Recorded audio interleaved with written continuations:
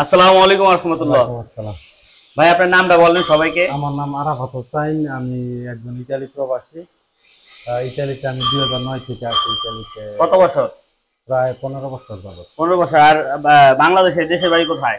বাংলাদেশে দেশের বাড়ি গাজীপুর। গাজীপুর। তার মানে তো গাজীপুর শ্রীপুর মাওনা এই যে সামনেই। তো ইতালিতে কত বছর বললেন? 15 বছর হয়েছে। 15 বছর। হ্যাঁ।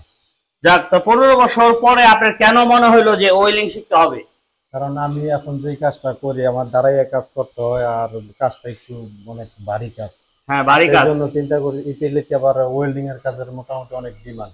তা আপনার সাথে তো যারা ওয়েল্ডিং করে তারা তো ছিল, তাদের কাছ থেকে তো শুনছেন। হ্যাঁ। ওয়েল্ডিং এর কাজ কিন্তু পরিশ্রমের কাজ না, ওয়েল্ডিং এর কাজ হলো টেকনিক্যাল কাজ।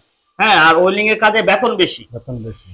ইতালিতে ওয়েল্ডিং এর কাজে বেতন বেশি। শুধু ইতালি না, সৌদি আরবে একটা মানুষ অল্প টাকা দেওয়া যায়, বেতনও 18,000, 16,000, 12,000 টাকাও পাঠায়।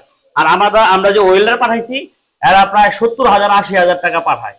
তো আমাদের সেন্টারে যদি 35,000 টাকা থাকে ও কাজ শিখে, আমরা অলরেডি 50,000 টাকা, এরকম ছাত্র মেধা যদি ভালো থাকে 50,000 টাকা বেতনেও আমরা চাকরি বাংলাদেশে নিয়ে দিই। হ্যাঁ, তো আলহামদুলিল্লাহ আপনি আসছেন, আপনি আমাদের একটা রোল মডেল। এখনকার মানুষ টেকনিক্যাল কাজ যে শিখতে চায় না, এই ব্যাপারে আপনি কিছু বলেন। সবচেয়ে বড় কথা হলো আমাদের বাংলাদেশের মানুষ চায় যে সবকিছু এমনি এমনি হয়ে যাবে। হ্যাঁ, দালালের কাছে টাকা দেবো, ঘরে বসে থাকুন, যা করার দালালে করবো, আমি কিছু করব না, আমার ভাগ্য আছে না না এটা আমি দেব না। ইতালিতে লিবিয়া থেকে যারা আসে এসে ক্যাম্পে বসে থাকে, বসে খায় আর ঘুরে, কোনো চেষ্টাও করে না। বাংলাদেশে কোনো মানুষ বিদেশ যাওয়ার আগে একটা কাজ শিখে গেলে যে কত লাভ, এটা অনেকে জানেই না, এটা অনেকে মানে করতেই চায় না। যাই লই পরে দেখ মানে যাওয়া দেখাবে কোনো পরে এরকম মনে করে। অথচ একটা যে কোনো একটা কাজ, ওয়েল্ডিং এর কাজ শিখে, যে কোনো একটা হাতের কাজ শিখে গেলে বিদেশে কাজের কোনো সমস্যা না। সবচেয়ে বড় কথা হলো যেই দেশে যাক ভাষাটা প্রথমে শিখতে হবে, আর নিজের যদি কোনো হাতের কাজের একটা দক্ষতা থাকে তাহলে ওই লোকে কোনোদিনও মনে করেন যে খালি ঘুরবো না, আর একটা সেটিং হয়েই যাবে যেই দেশে যাক। হ্যাঁ, তো আমাদের মূল কথা হচ্ছে দক্ষ হয়ে বিদেশ গেলে অর্থ সম্মান দুই মিলে।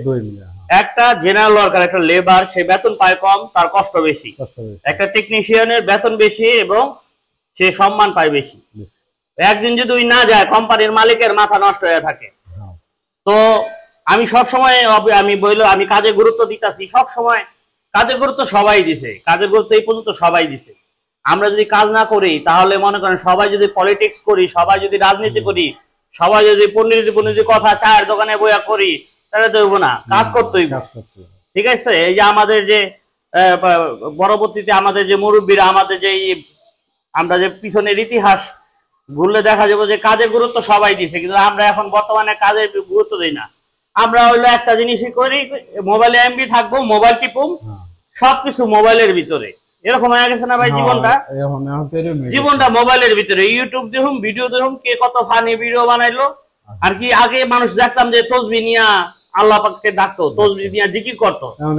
এখন বুড়া ছোট বড় সবাই মোবাইল টিপে।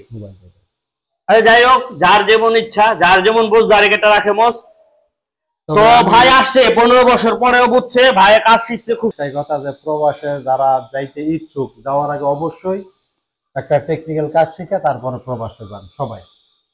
ঠিক আছে ভাই, কংগ্রেচুলেশন, আপনার মন ভালো, আপনার মন মানসিকতা ভালো, এটা সার্টিফিকেটটা দিলাম, আমাদের জন্য দোয়া করবেন। ঠিক আছে, ওকে, ঠিক আছে।